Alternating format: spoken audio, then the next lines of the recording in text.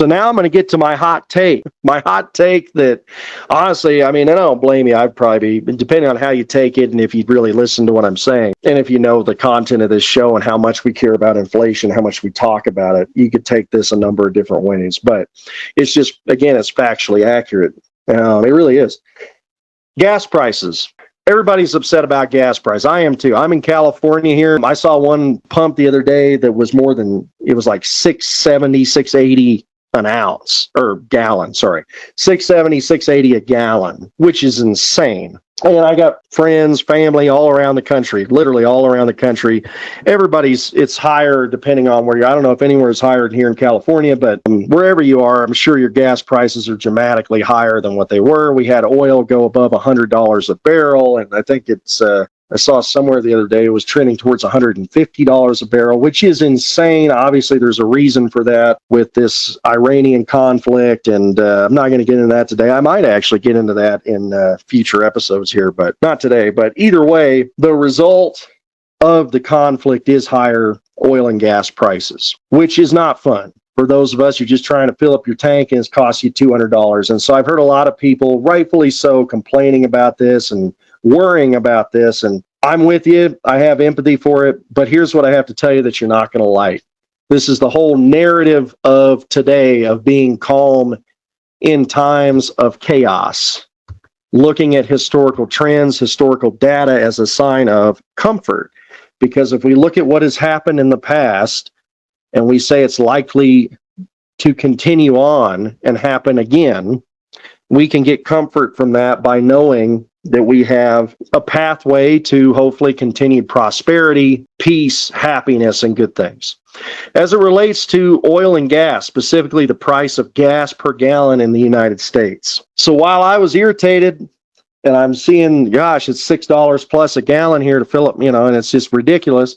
I also, as I was talking with people who were also irritated about it, I had the distinct recollection enter my brain of experiencing this exact same thing not too long ago when I first moved to California in that 07, 08 range. And I felt like, gosh, I'm pretty sure that this was about the same dang price that gas was back then. So I looked it up. In 2008, U.S. gas prices peaked at a record average of approximately $4.11 per gallon in July of 2008. We had a bunch of crazy stuff going on then, too, as you've heard me talk a lot about. Today, as of March 31st, 2026, U.S. gas prices have surged to above $4 per gallon. This is just if you Google gas prices 2026. That's where I'm getting this from. Due to geopolitical conflict with potential for further increases if oil hits $150 per barrel. While early 2026 saw lower prices, recent months saw a sharp, unexpected rise with forecasts for early 2026 previously suggesting a lower average of around $3 per gallon. So I want to tell y'all, so we're in 2008 was a time of chaos and conflict. Right now is too. So it's an apple for apple comparison. But as I researched this, I started going down that rabbit hole, loving inflation as I do, talking about as much as I have for the last really 20 plus years now on every platform I've ever been involved in. I got to tell you, oil, contrary to popular belief, is not an inflation hedge. Oil does not follow inflation at all. In fact, it's a commodity. It is. That's what it is, factually. But a lot of us think, similar to gold and precious metals, similar to the price of a loaf of bread or meat at the grocery store, that the cost of gas per gallon is directly related to inflation. And it is most certainly not. Actually, it contradicts inflation more than maybe any asset class, if you even want to call it an asset class, because it's commodity, that I could possibly imagine. Because if you listen to what I just read to you, again, 2008 outlier, right now is an outlier, both times of chaos and conflict in different ways. Gas prices were actually higher 18 years ago than they are now. That's insane. And I started looking a little bit further. So I wanted to go back to even, like around the time I got my license and I started driving. I went back to the 90s here. So average gas price in a time that wasn't conflict and wasn't chaos per se. I mean, it always is, depending on how you look at it, I suppose. Average gas prices in the United States, 1998. $1.12 per gallon. All these numbers I'm giving you are the national numbers. So if you're in California like me, you're like, man, I don't remember being that cheap. Well, it wasn't, because we're always we're always higher for multiple reasons. There's a state franchise tax, that I think is around 60, 70 cents a gallon that goes right off the top, and a bunch of other factors. So, but this is the national average. So average gas prices 2025 for the United States, $2.86 per gallon. Okay. So let's do the math. So that's about a 256% increase over a period of 27 years. So keep that number in your head here. And I want to tell you how cheap gas actually is. Not even talking about right now, because whenever this works itself out, or it doesn't work itself out, whatever it may be, and it goes back to whatever the norm was in 2023, 2024, 2025. I'm talking historically. When you're feeling bad about it, maybe this will be helpful to you. Maybe it'll just make you more angry. I don't know. Maybe it'll make you mad at me, but it's reality. You can Google all these numbers yourself, look it up. Gas is actually the cheapest frickin' thing that we have.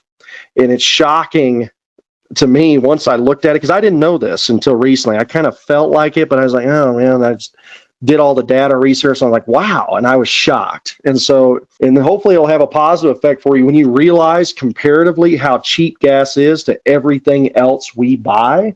And if we keep blowing up Iran, I mean, gas is going to skyrocket even more, and then it's going to be ridiculous. But that's not the data. That's nothing. What I'm talking about has nothing to do with that. This is about inflation data and historical data, regardless of any wars or conflicts or extracurricular chaos, I'll call it. Just the data itself compared to anything else: housing, gold, silver, even if you want to throw Bitcoin recently into it, the cost of food, the cost of travel. Think about the cost of a vehicle to purchase in 1980 versus now. And then compare that, which is what I'm about to do, the cost of gas, a gallon of gas versus now. Going back to 98 to 2025, when we weren't in a chaos war like we are right now. You go back there, that 27-year period, let's look at the price of gold in 1998. Oh, man, so that brings back some memory. So gold was $280 an ounce in 1998. You can look it up. August 98, $280 an ounce. Okay. So now we just went through all of the ups and downs with gold in 2025 and 2026. So we know gold hit in 2025, because we're doing apples to apples. So I'm not going to factor in the $5,400 an ounce. We know gold hit around $4,800 in 2025, but the average price per ounce, average 2025 price, $4,300 an ounce, 2025. Okay. So in the same time that a gallon of gas went from $1.12 a gallon to $2.86 a gallon, a 256% increase from 1998 to 2025. Gold went from $300 an ounce, let's round up from $280 to $300. $300 an ounce to $4,300 an ounce in the same time period, 98 to 2025.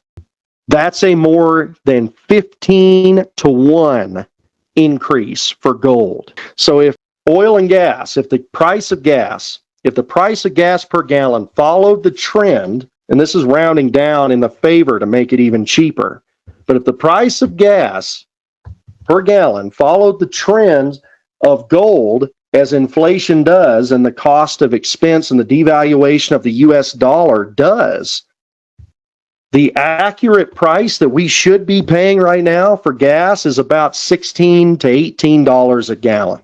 How depressing would that be?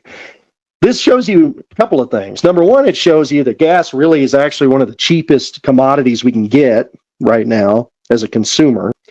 And it also shows you how much the government and other entities can manipulate these prices. As they manipulated the heck out of gold, I didn't even think about it until looking this up for this episode right now. But that means that gold in 98 was about the same dang price it was in 1980. So they manipulated gold to hold down for those, call it around 20 years or so, 18 years. and they can manipulate the heck out of the price of oil too.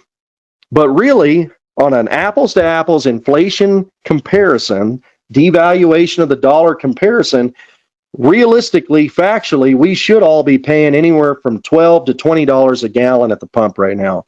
So if we're paying 4 to 6, that sucks. Still a massive discount of what the inflation data and the devaluation of the dollar says that it should actually be. So maybe that makes you feel better. Maybe it makes you feel worse. I don't know, but it's accurate either way. Grateful for that. And hopefully we'll stop doing whatever we're doing there, and then it'll go back down even further. But either way, I just wanted to let everybody know and kind of vent a little bit when I realized that I was shocked. We shouldn't be complaining about that in connection with other things, because at least not historically, because it's actually ridiculously cheap how oil is right now compared to where it could be.